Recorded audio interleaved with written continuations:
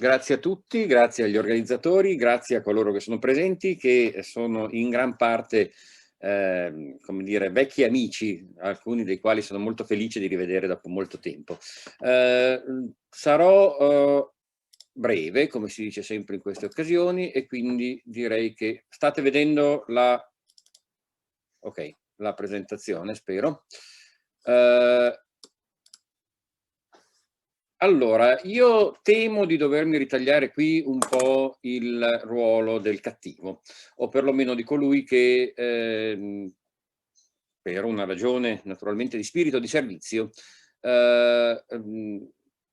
offrirà uno sguardo forse più critico che entusiastico di questi 20 anni che ci separano dalla legge 482.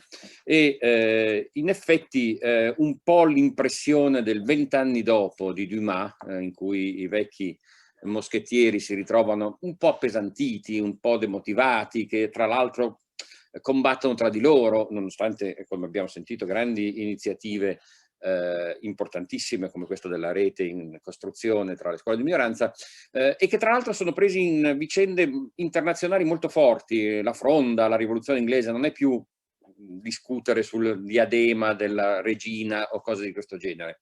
Ecco, questo credo che un po' di impressioni di questo genere il ventennio che si sta concludendo lo debba lasciare.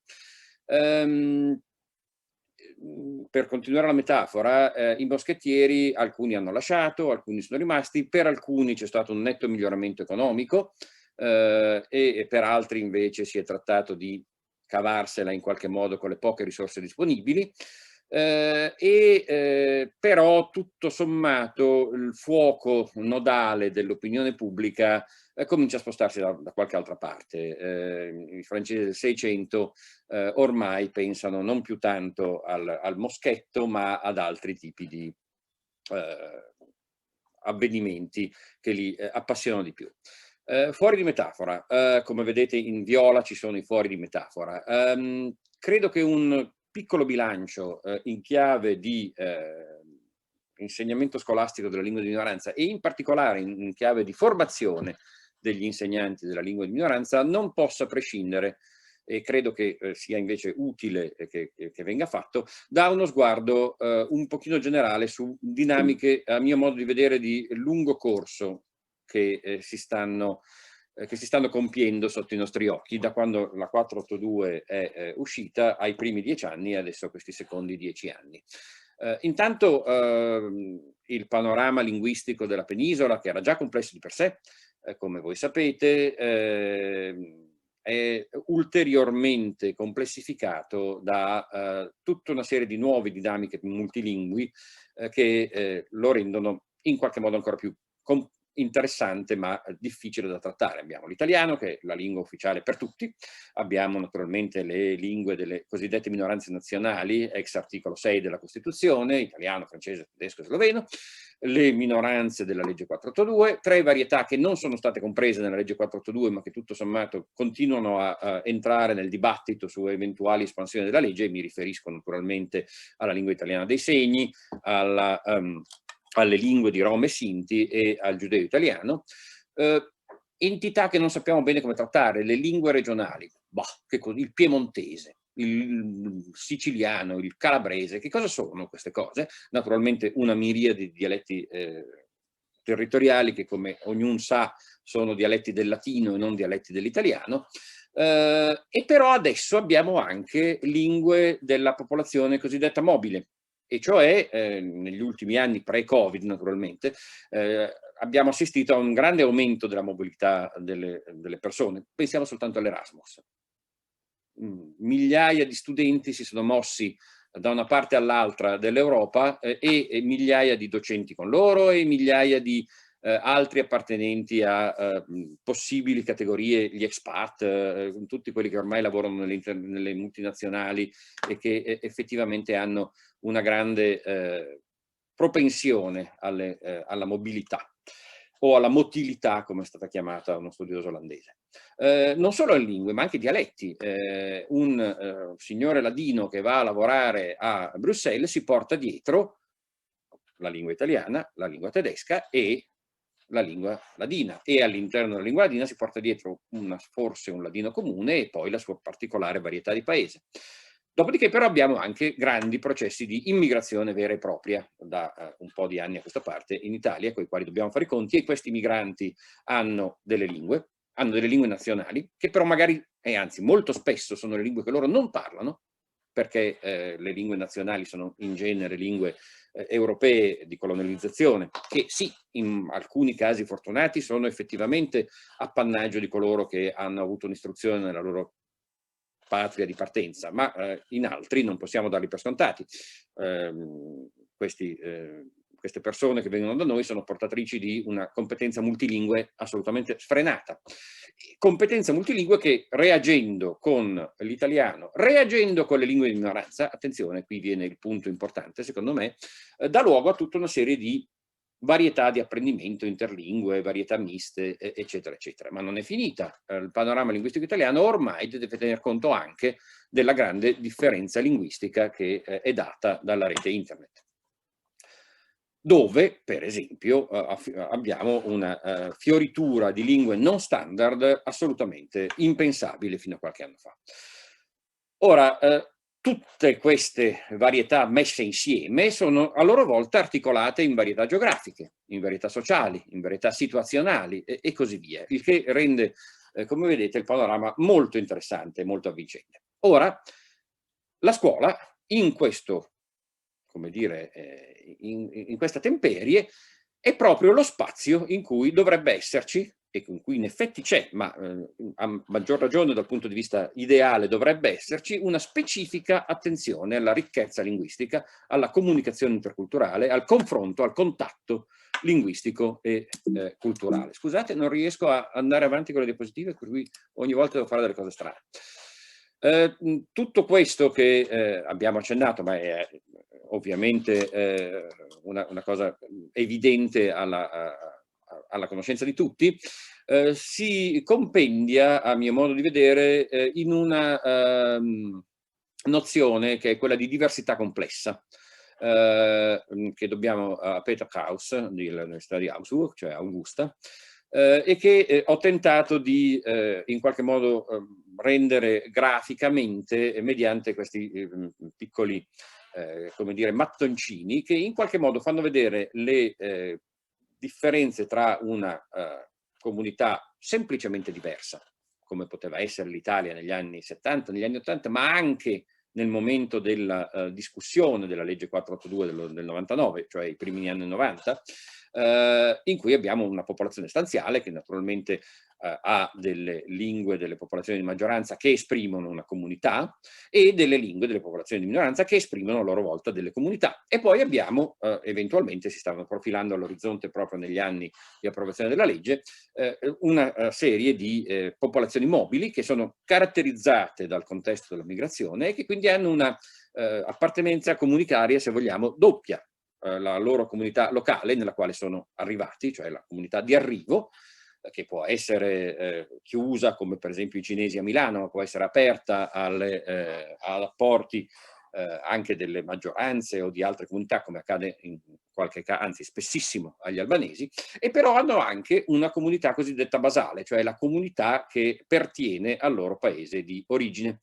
E naturalmente in tempi di internet, in cui chiunque può avere in qualche modo l'esperienza linguistica che preferite, se volete, molto rapidamente vi posso portare la mia piccolissima esperienza. Io sono stato 3 anni e mezzo professore a Stoccolma, e se avessi voluto, poi io insegno linguistica per cui mi piaceva e mi ci sono divertito moltissimo, ma se avessi voluto io avrei assolutamente potuto non imparare una parola di svedese. Insegnavo in inglese, ogni tanto in tedesco, tornavo a casa, non solo guardavo la televisione in italiano, ma interagivo con i miei amici, con i miei familiari in italiano, sentivo addirittura la mia radio preferita tramite internet, che è una radio locale di Milano in italiano, quindi potete immaginare che questo tipo di esperienze rimescolino moltissimo le carte, e questo vale per le maggioranze ma anche per le minoranze. Ora, in una situazione di diversità complessa, noi abbiamo che i layer, per così dire, gli strati linguistici di stanziali e mobili si sono confusi, e infatti vedete un rosa generico sulla destra, e però anche tutte le, come dire, i tasselli gerarchici o comunque tassonomizzati di queste situazioni che abbiamo visto fino adesso tendono a confondersi e a interagire gli uni con gli altri in maniera molto molto forte. Per cui a me pare che una prima cosa che noi dobbiamo tenere presente è che in 20 anni di applicazione della 482 sono cambiate molte cose. E sono cambiate molte cose nel panorama linguistico della penisola e anche nella percezione che la maggioranza ha, e la maggioranza vuol dire coloro che lavorano all'università, coloro che lavorano nei ministeri, coloro che fanno le leggi, coloro che supportano con l'opinione pubblica le eventuali iniziative delle minoranze, eccetera, eccetera. Ecco, la percezione della maggioranza è cambiata relativamente. Passando molto rapidamente alle minoranze, ma questo mi serve perché, come vedremo tra pochissimo, il tipo di formazione che si offre agli studenti nelle lingue di minoranza, ahimè, come sempre accade purtroppo, riflette in maniera molto molto forte le condizioni giuridiche, le condizioni economiche e le condizioni sociali appunto delle minoranze stesse. Questa è una cartina che ha avuto una certa fortuna al di là della mia personale volontà e che avevo approntato insieme con il collega dell'Aquila per l'inchiesta che c'era stata commissionata dal MIUR 10 anni fa sulle scuole di minoranza del territorio della Repubblica Italiana. E come vedete i colori sono tanti, ma è evidente, abbiamo minoranze nazionali, minoranze linguistiche, minoranze che hanno una possibilità di vivere senza l'italiano come lingua di comunicazione alta, sostanzialmente non sono compresi nella 482 naturalmente, ma coloro che abitano in Alto Adige, forse, anzi probabilmente sì, ma con minore evidenza gli sloveni delle province di Gorizia e di Trieste, con un po' di ingegneria linguistica anche coloro che vivono in Val Badia, non in tutte le valli latine, dico in Val Badia, e invece abbiamo tutta una serie di situazioni di minoranza che pur potendo sviluppare, in molti casi avendolo fatto e avendolo fatto con successo, la propria lingua fino a diventare una lingua del polo alto, come dire, delle situazioni in cui può essere utilizzata, rimane tutto sommato una lingua che è in concorrenza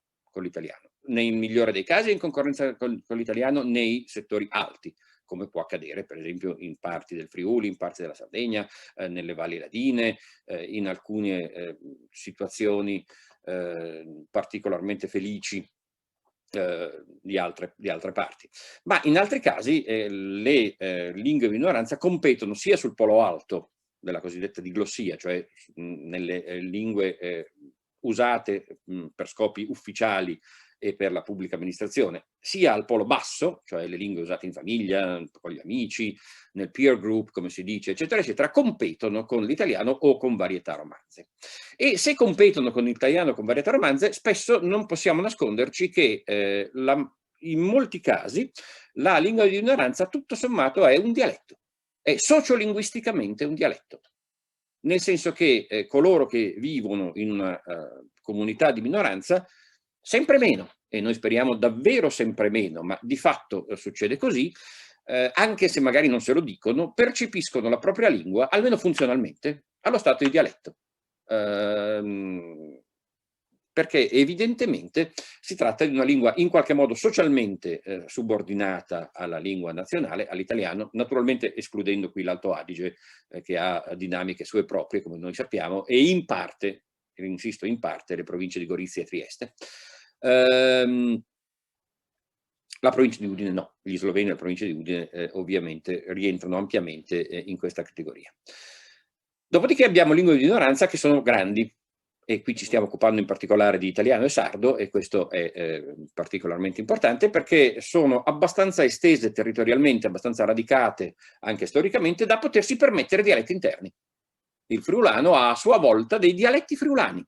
il sardo ha a sua volta dei dialetti sardi, e io dico qui dialetto nella accezione normale del termine, sapendo quello che sto dicendo, nel senso che esiste il dialetto sardo di Fonni, il dialetto sardo di Santo Lussurgiu, il dialetto sardo di Casteddu, cioè di Cagliari, il dialetto sardo di Villa Simius, eccetera, eccetera, e questo vale in generale per molte delle comunità friulane e sarde. Altre lingue di minoranza non hanno dialetti interni, pensiamo agli albanesi. Io vedo qui un caro amico Altimari, col quale abbiamo discusso a lungo di queste cose. Ebbene, ogni singolo rappresentante dell'albanese d'Italia fa a sé. Non è un dialetto di qualcosa che non esiste, ma lo stesso vale per il franco-provenzale della Valle d'Aosta. Non c'è un franco-provenzale, ci sono una serie di patois sparsi sul territorio. Altre cose potrebbero essere dette, ma qui sarò breve. Quello che mi importa di notare qui è che abbiamo minoranze in qualche modo ricche, cioè che possono permettersi di accedere alla formazione degli insegnanti e alla formazione degli allievi a scuola, che è quello di cui stiamo discutendo adesso, in maniera piena, totale e senza troppe remore. E tra questi io comprenderei, oltre naturalmente all'Alto Adige, una parte dei ladini, quelli che abitano in provincia di Bolzano e quelli che abitano in provincia di Trento, la Valle d'Aosta relativamente al francese e relativamente al patois, ma, o i patois vari, che però hanno una situazione sociolinguistica diversa. Se siete interessati sarò felice di parlarvene dopo la comunicazione. Il Friuli, relativamente al friulano e allo sloveno, e sostanzialmente la Sardegna. Queste sono realtà dove per fortuna si è riusciti a radicare una volontà nelle pubbliche amministrazioni e nella società civile tale per cui possiamo considerare che in qualche modo siamo abbastanza ricchi. Ci sono minoranze medie, i ladini nella provincia di Belluno, gli sloveni nella provincia di Udine, i germanofoni nelle province di Trento e di Udine, Mochini, Cimbri, Sappada, Sauris, eccetera, e i catalani di Sardegna. E invece ci sono minoranze povere, non nel senso che gli abitanti siano poveri, ma in cui questo tipo di dinamiche e questo tipo di supporto, insisto, anche economico, è stato estremamente meno efficiente. Franco-provenzali, gli occitani, i germanofoni del Piemonte, in parte anche della Valle d'Aosta, perché i fondi della Valle d'Aosta sono molto centrati su francese e in parte franco-provenzale e molto meno sul valse, gli albanesi, i croati, i greci, eccetera, eccetera. Poi naturalmente ci sono minoranze poverissime, i rom e sinti, i giudei italiani, se ancora qualcuno lo parla, coloro che utilizzano la lingua italiana dei segni, eccetera, eccetera, per non parlare di tutte le lingue immigrate, di tutte le lingue degli expat e delle persone mobili. Perché faccio questa distinzione? Perché questa distinzione ci serve moltissimo per vedere concretamente che cosa potremmo fare nelle scuole. Un'altra gamba, per così dire, che ci serve per vedere che cosa potremmo fare nelle scuole è capire che cosa ne è stato negli ultimi anni. 10 anni fa è stata promossa dal MIUR, insomma dal Ministero, un'inchiesta ad ampio raggio su tutte le scuole che avessero un insegnamento di lingua di minoranza, per vedere il sistema previsto dalla legge, che come ricordate, sapete benissimo e meglio di me, prevede l'uso di progetti proposti dalle scuole, eccetera, eccetera, per vedere se e in che modo funzionasse, come si fosse radicato, quale fosse in qualche modo lo stato dell'arte in quel momento. L'inchiesta aveva 4 punti principali, li potete leggere, non ve li sciorinerò qua io, d'altra parte il volume è disponibile su internet, basta scaricarselo. A me quello che importa qui osservare è che tra gli scopi c'era proprio l'approfondimento delle dinamiche profonde relative all'insegnamento e all'apprendimento. L'insegnamento per quanto riguarda gli insegnanti, l'apprendimento per quanto riguarda gli studenti e il contatto, i genitori. I genitori sono fondamentali nella dinamica scolastica, soprattutto quando parliamo di lingua di minoranza. mi riferisco adesso al punto 3, cioè quello delle inchieste qualitative, lo abbiamo svolto facendo 35 gruppi, 35 focus group creativi, in cui erano coinvolte 73 scuole, più dei colloqui individuali con i dirigenti scolastici. I gruppi erano di 6-8 persone, con studenti della seconda media, insegnanti, genitori, eccetera, eccetera.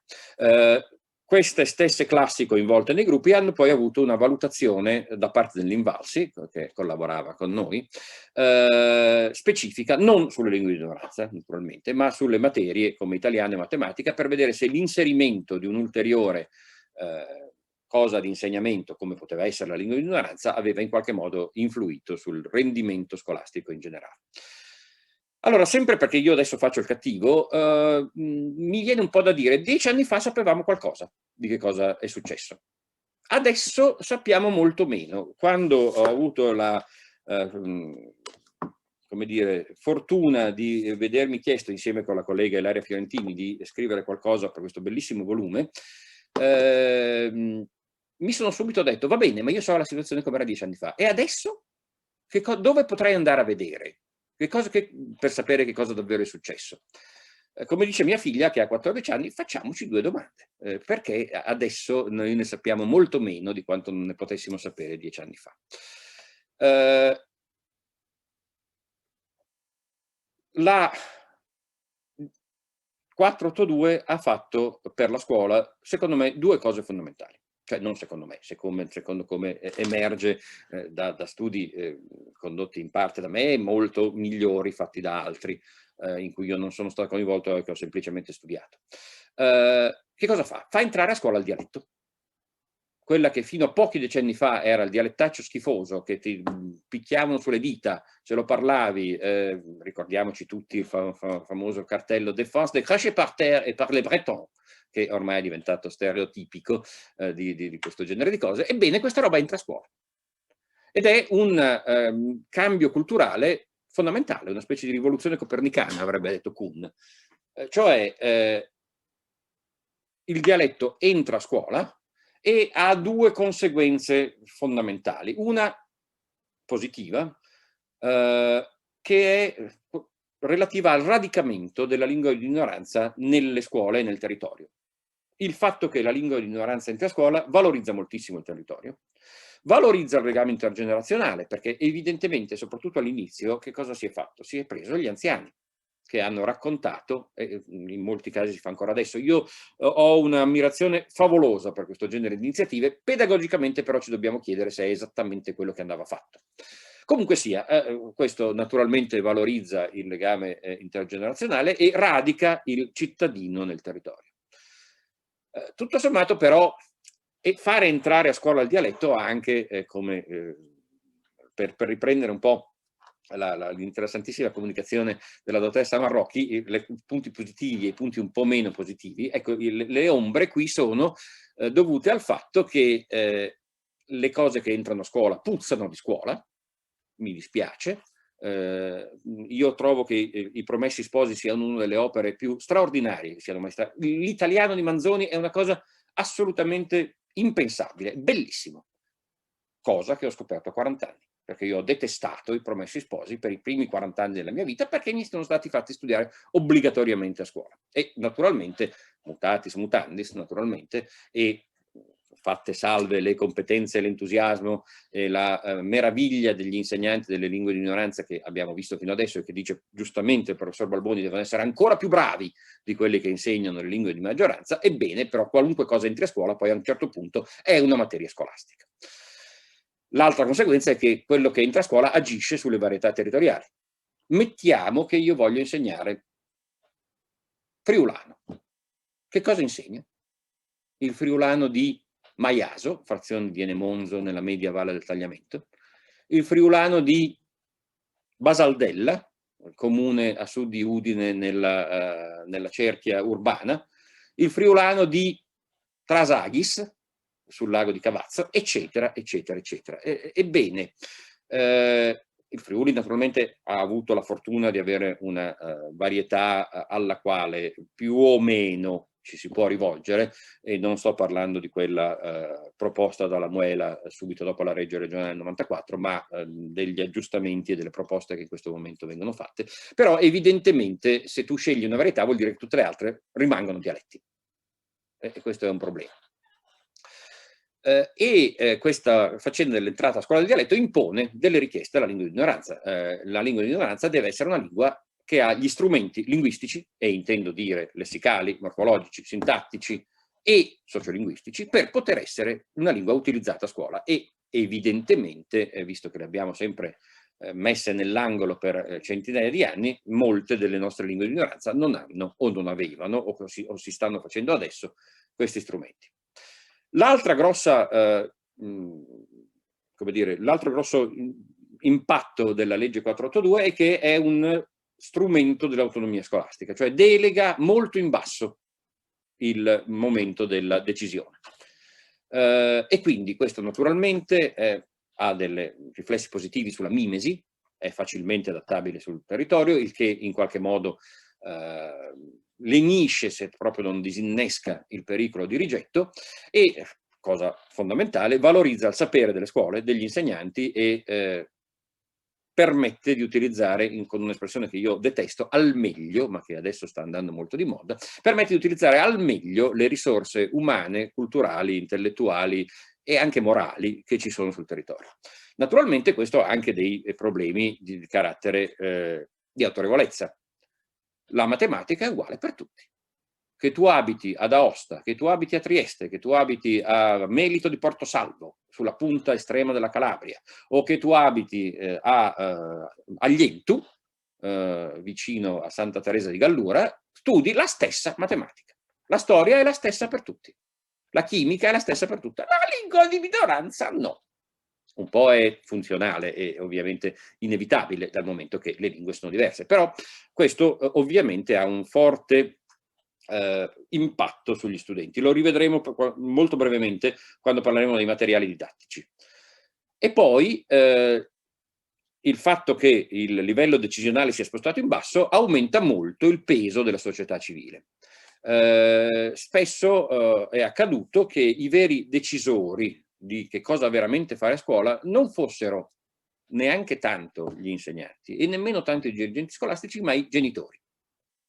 Perché i programmi e i progetti, quando sono stato nel nucleo di valutazione del Ministero, poi a un certo punto evidentemente sono cambiate le cose, non sono più stato convocato, ma finché ho potuto guardare che tipo di progetti erano proposti, ebbene, il punto è che questi progetti prima di tutto devono piacere ai genitori, perché sono i genitori che decidono in qualche modo se i ragazzi possono o non possono seguire, o se devono loro supportare le iniziative della scuola. Questo ha portato gli insegnanti, e questo lo vediamo in qualche modo nei riflessi anche adesso, questa idea della rete è per rispondere in qualche modo anche a questo problema, cioè di essere un po' allo sbaraglio. Qui avete un cartellone che era venuto fuori nei nostri cosi, col coccodrillo che è il genitore aggressivo sulla porta. Secondo me questa è un'immagine abbastanza rilevatrice. Perché evidentemente, adesso sto esagerando, ma ho detto che avrei fatto il cattivo e quindi voglio mettere in risalto le cose che sono problematiche più che gli esempi di ottima e favolosa gestione di tutta questa esperienza e avventura delle lingue di minoranza a scuola. Perché appunto il problema è che non possiamo, neanche noi insegnanti, neanche noi dirigenti scolastici, essere troppo innovativi. Perché l'innovazione eccessiva, tra virgolette, ci allontana dal territorio e fa sì che le nostre iniziative vengano molto meno supportate dalla società civile.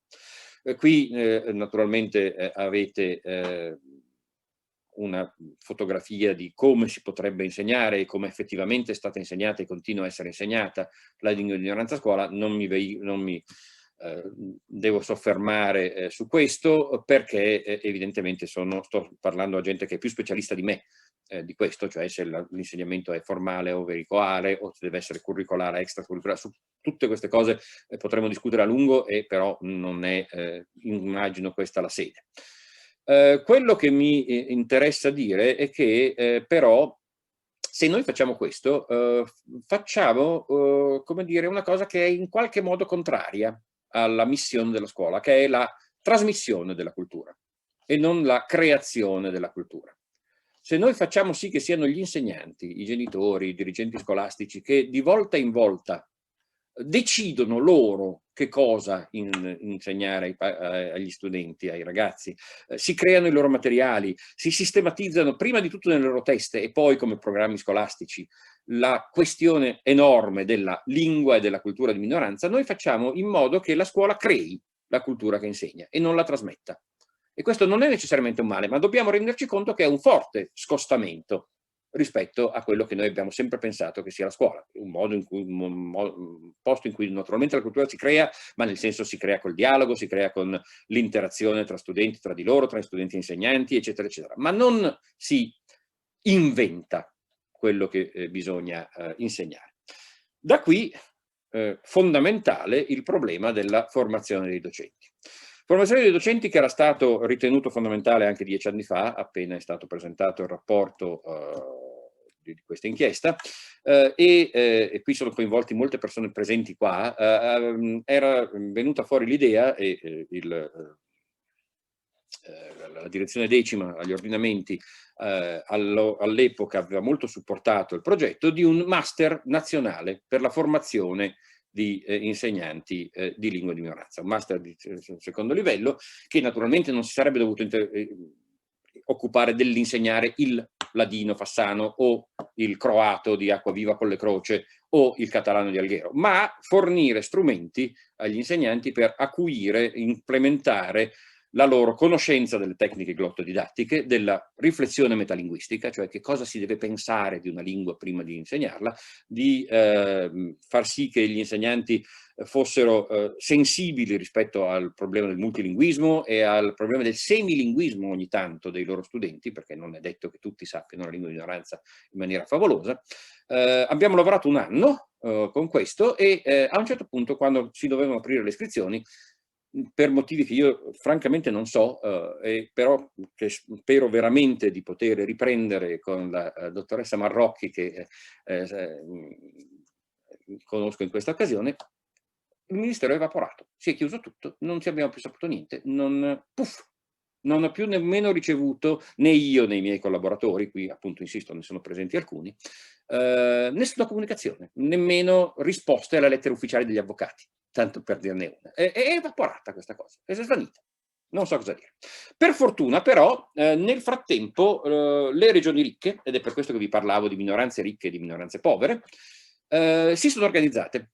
E abbiamo in particolare, visto che ci occupiamo qui di questo, nella regione Sardegna e nella regione Friuli Venezia Giulia, degli esempi molto interessanti di momenti di formazione degli insegnanti. Qui ve ne faccio vedere qualcuno naturalmente, ma non credo che sia il caso di soffermarci qui su questo, e anche di creazione di materiali didattici importanti. Avevamo accennato prima alla questione dei materiali didattici. Anche lì, il libro di matematica è un libro bello, con le figure, con le cose, tutto in carta patinata, con le illustrazioni a colori, eccetera, eccetera. Il libro di minoranza, intanto, non è un libro. Non dovete pensare al Friuli, non dovete pensare ai materiali dell'Arlef o della Società Filologica Friulana, dovete pensare alla fotocopia un po' pelosetta che va in mano del ragazzo di Oias in Val d'Aosta o di Montemitro in Molise o cose di questo genere. Non voglio dire ciclostilato perché adesso non si usa più il ciclostile, ma sono materiali autoprodotti bellissimi, assolutamente bellissimi. Io ho avuto la fortuna di poterne esaminare moltissimi perché tutte le scuole mi hanno mandato quello che facevano. Io ho passato dei mesi deliziosi a studiarmi tutti questi materiali, anni fa naturalmente, ma però deliziosi per me. Lo studente si rende subito conto che la materia vera, la matematica, c'ha il libro bello patinato e rilegato, e la materia finta, la lingua di minoranza, c'ha la fotocopia pelosa. Ora, questo naturalmente non è più per fortuna vero, grazie alle iniziative di cui vi faccio vedere semplicemente qualche spot pubblicitario, ma di cui non possiamo parlare adesso, e questa è una direzione molto importante, secondo me, nella quale andare e sulla quale lavorare.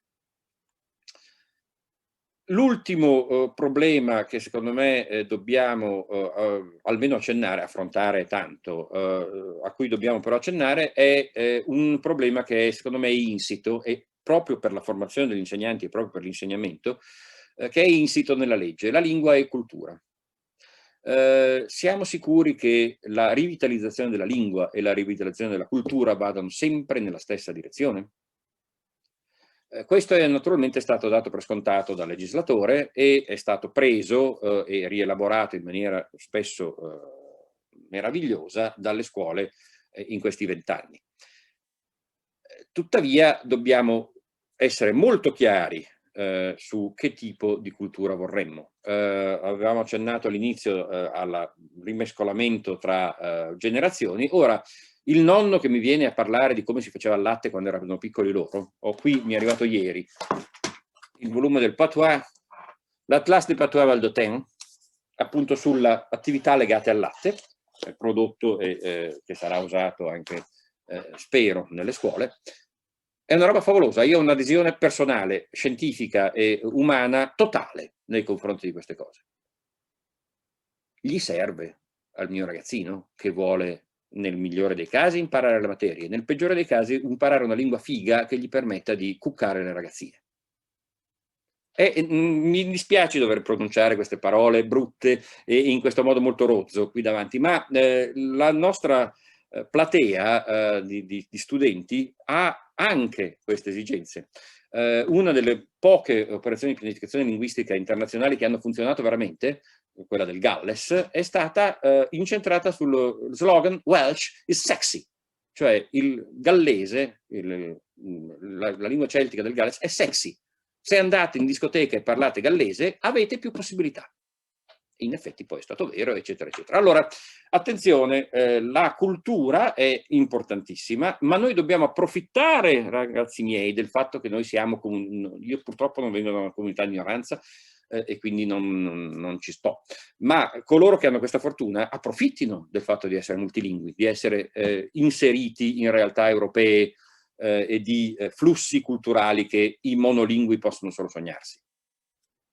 Detto questo, la cosa in qualche modo da vedere è se noi vogliamo considerare la lingua come fine, cioè l'insegnamento, l'apprendimento, il radicamento della lingua, o la lingua come mezzo per parlare della cultura, eventualmente anche della cultura del latte o delle tradizioni popolari o delle cantilene di quando eravamo piccoli. Insisto, tutte cose per le quali io ho un rispetto e un amore, lo dico senza nessuna falsa cosa, assoluto. Ma o fe lei fa il tuo mestiere, si dice a Milano. Alcune cose vanno bene in alcuni contesti e altri vanno in altri. Ora, nei fatti, e questo ve lo leggo, le scuole hanno percorso due strade. Laddove le condizioni sociolinguistiche lo hanno permesso, è stato possibile porre l'attenzione direttamente sulla lingua, sebbene con più di un'eccezione. Negli altri casi è stata attivata l'opzione della rivitalizzazione culturale, che presenta l'indubbio vantaggio, sebbene superficiale, di essere più semplice da realizzare, questo è un altro punto importante, meno costosa, e spesso di maggiore comprensione e accettazione da parte della comunità. Ricordiamoci il coccodrillo del genitore alla porta. Ora, ritornando alla metafora dei mostettieri, siamo arrivati a un punto in cui, vi ricordate la spending review, la dottoressa Marrocchia giustamente ha detto che purtroppo i fondi sono, ma ovviamente non è colpa di nessuno, le condizioni del mondo sono cambiate, ma noi dobbiamo tener conto che le condizioni del mondo sono cambiate e che gli stati in questo momento non possono più finanziare le attività di minoranza con la stessa larghezza con cui le finanziavano fino ad anni fa. Vi dico soltanto un piccolo indicatore, secondo me. I grandi progetti europei della settima programma quadro, della direzione generale, eccetera, negli anni 90 si chiamavano Euromosaic, cioè il mosaico delle lingue autoctone d'Europa, la ricchezza culturale e linguistica delle popolazioni d'Europa. fino ad arrivare, 20 anni dopo, negli anni 10, a progetti che si chiamano Mobility and Inclusion in a Multilingual Europe, dedicati alla mobilità e all'inclusione dei migranti. Questo ci dice che in qualche modo il clima anche culturale sta cambiando. Prima cosa. Seconda cosa, vi propongo questa riflessione di Kramer, ancora del 2000, ma secondo me molto valida, e dice: dal punto di vista tecnico, noi possiamo sviluppare ogni parlata fino allo stadio di una lingua scritta con norme fisse. Resta solo il problema se la comunità linguistica in questione è in grado di sopportare i sacrifici non irrilevanti che la costituzione di una tale minilingua comporta necessariamente. Tu lì parla del latino dolomitico, che peraltro è un esempio di grande successo, e però lui negli anni 20, nel 2000 e forse anche noi un po' adesso sentiamo una sorta, non voglio dire di sazietà, perché esperienze come quella del seminario organizzato da Vigilio ci dicono che per fortuna la mia visione può e deve essere smentita e ribaltata, ma ci sono anche spie di una, diciamo, la sazietà. Noi siamo arrivati fin qua, ci basta tutto sommato. Diventare davvero una regione plurilingue, diventare davvero una regione multilingue, avere davvero la propria lingua di minoranza per ogni atto amministrativo, per ogni cosa scolastica, comporta dei sacrifici. Siamo ancora vogliosi davvero di farli o più o meno ci basta quello che abbiamo avuto fino adesso? Qui vi metto come dire, una riflessione sulla disillusione per gli scarsi risultati. Sono stato cattivo, l'ho detto che ho voluto esserlo, però noi siamo qui a Udine, io sto a Milano naturalmente, ma noi siamo qui virtualmente a Udine in una, come dire, in un campo da un osservatorio che è ampiamente privilegiato. Abbiamo tra di noi dirigenti della Regione Sardegna, che è un altro campo di osservazione privilegiato. Non è sempre così. Ci vogliono regioni determinate, regioni ricche e amministratori regionali, locali, illuminati, come per fortuna ci sono stati in Friuli e in Sardegna.